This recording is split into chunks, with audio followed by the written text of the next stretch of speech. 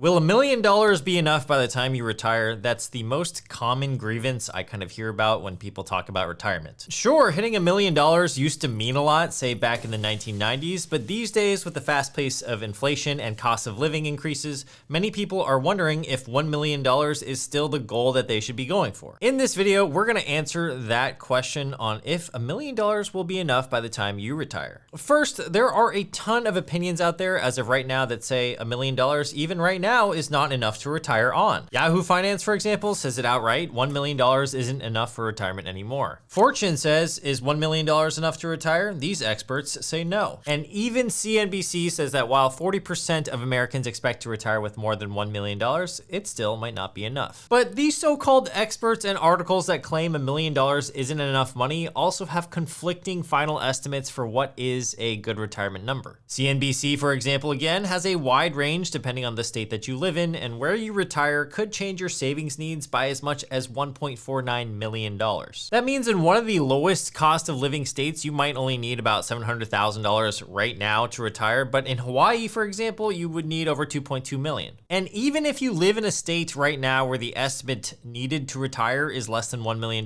what would that number look like in, say, 15 years or 25 years? My guess it's probably going to be over $1 million.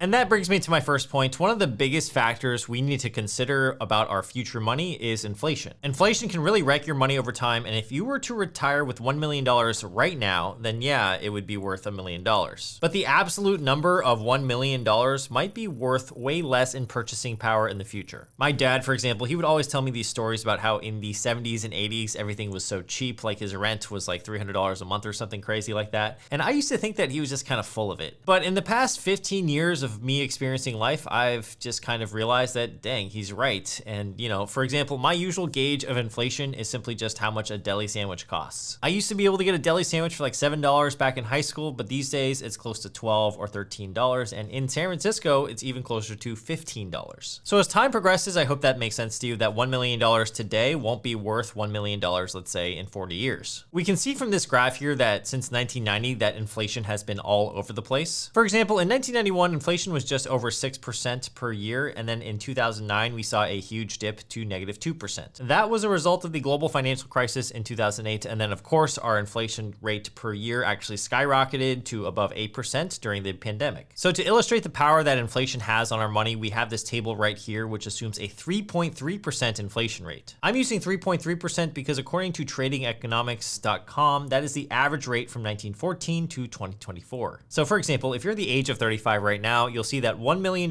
today will only be worth about $377,000 in purchasing power by the time you retire. If you're the age of 45 or about 20 years away from retirement, your purchasing power of $1 million today in the future is going to be roughly half at $522,000. That means as 20 years passes at a 3 to 3.3% inflation rate, we need to make roughly double that in order to have the same purchasing power that we do today. And it gets even a little bit more grim if you're 25. So $1 million today is only going to be worth about $273,000 in purchasing power in about 40 years. Hopefully this cements the fact that because our money today is going to have less purchasing power in the future, we need to take some steps to counteract that. We're going to discuss how much you need to actually retire comfortably by the time you're 65, and then show you the power of investing to get there. And if your final number is, let's say, $1 million, we're going to show you what that looks like by the time you retire at different age ranges. All right, so first, how much you need. When it comes to your ability to retire and what your nest egg should be, it's entirely dependent on how much you're spending in retirement. If you were to ask Fidelity how much that is, they'll say that you should plan to spend around 80% of whatever you're making annually in retirement. This is known as the 80% retirement income replacement ratio rule. I know that's a mouthful. The idea here is that if we can estimate how much income we'll need in retirement on an annual basis, we can work backward to figure out what our nest egg should be. And then in the context of this video, we'll also adjust it to your current age. So pretend you're 65 right now and you're about to retire. If your income is $100,000 per year, that means you should plan to spend around 80% of that, or about $80,000 every year in retirement. If you make $50K a year right now, then you should plan to spend 80% of that, or $40,000 per year. And spending $40,000 every year means that your portfolio balance would need to be $1 million. Having $1 million in your portfolio will allow you to spend 4% every year, giving you the safest chances possible of having your retirement to last 30 plus years. All right, but that's right now. What if you're the age of 25 right now? How much will the equivalent be be of $1 million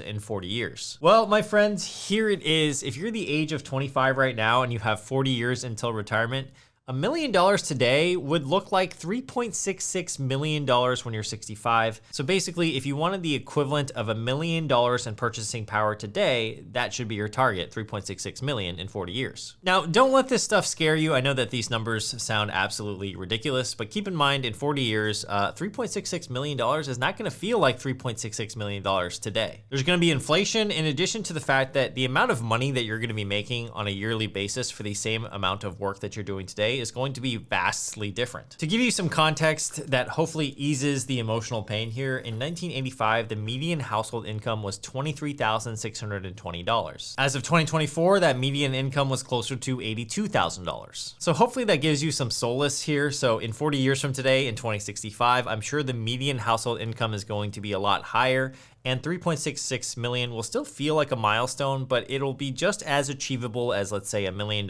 today. Let's just go over some of the other ages right now. So if you're the age of 35 right now, which is close to my age, I am slightly a little bit older than that, but don't tell anybody. The number we're looking for is $2.64 million by the time we're 65 to basically have the same purchasing power of $1 million today. And so on and so forth. If you're 45 right now, that'll be 1.9 million. And then if you're 55 right now, that'll be $1.38 million. So the answer so far in this video is that the longer you have until retirement, the less likelihood that $1 million in absolute terms is going to be enough for retirement. So that naturally begs the question, well, how do we get to those crazier big numbers of portfolio balances that we might actually want to hit? Well, my friend, that's where investing comes in. So let's actually look at the power of investing and compounding at different ages as you grow older. If you're currently the age of 25 and you want to target a future balance of $3.664 million, which is the equivalent of $1 million today, then we actually need to start investing $10,000 per year starting now, achieving a 9% return in the market, and that's assuming we start with zero. Now, this calculator is a simple compound interest calculator, so it can't account for inflation or wage growth. We know that $10,000 today is a lot of money, but $10,000 in, say, 20 years from now might be worth a lot less. So it's important to keep in mind that there can't be an exact science to predicting this because wage growth will vary between individuals, and inflation is kind of at the whim of the economy and Fed's policies. In fact, based on the earlier assumptions of the inflation rate in this video, in about 20 years from now, $10,000 a year may feel like $5,000 a year today. So it'll just get a lot easier and easier as you progress through your life. That calculator doesn't control for that, and that's why sometimes these compound interest calculators can be a little bit deceiving.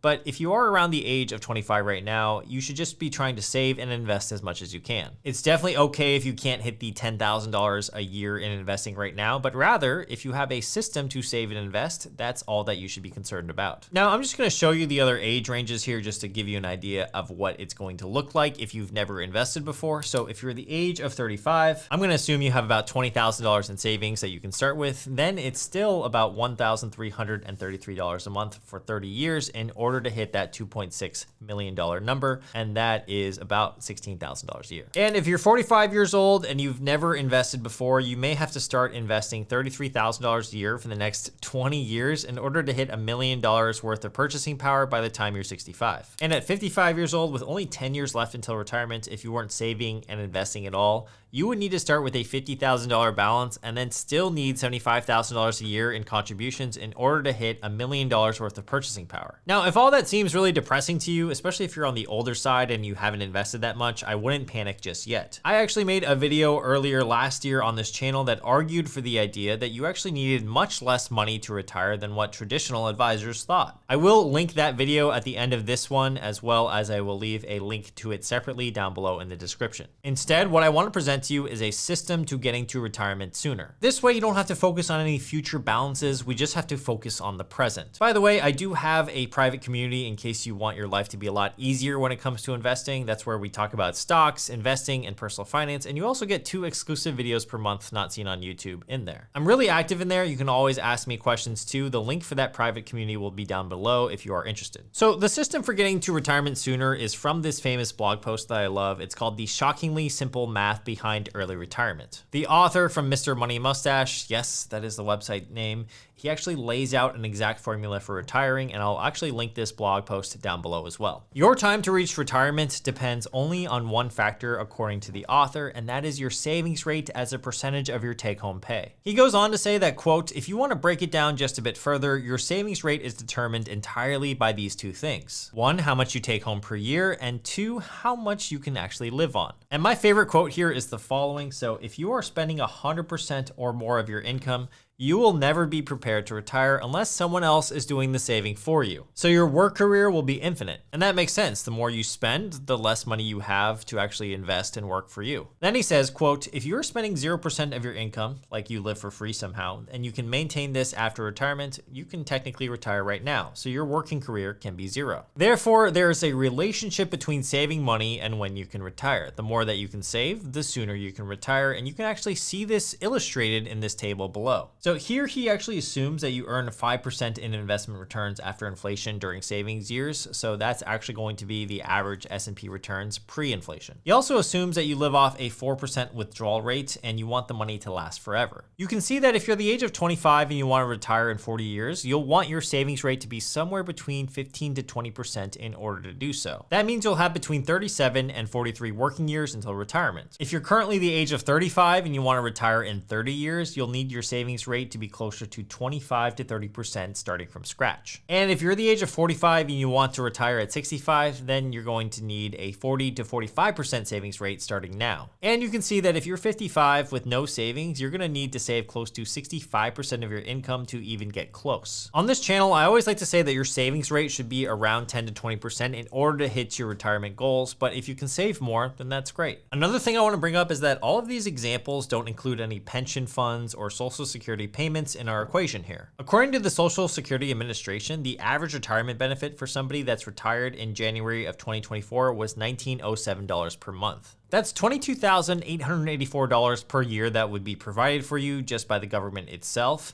and therefore that would reduce the total amount that you would actually need as your nest egg. Hopefully those Social Security payments also go up by the time you retire to adjust for inflation as well. I am merely telling you that if you have extra income when you retire, it's going to reduce the total amount that you actually need to retire and hopefully debunks all of those articles that I brought up earlier in this video. All right, guys, if you enjoyed this video, you will really enjoy the $1.8 million retirement live video. In that video, I will tell you how you don't really need as much as you think in order to have a comfortable retirement. I'm gonna link it right here and I'll see you guys in that video. I highly recommend it, or a future video on the channel. Let me know what you guys thought. Peace.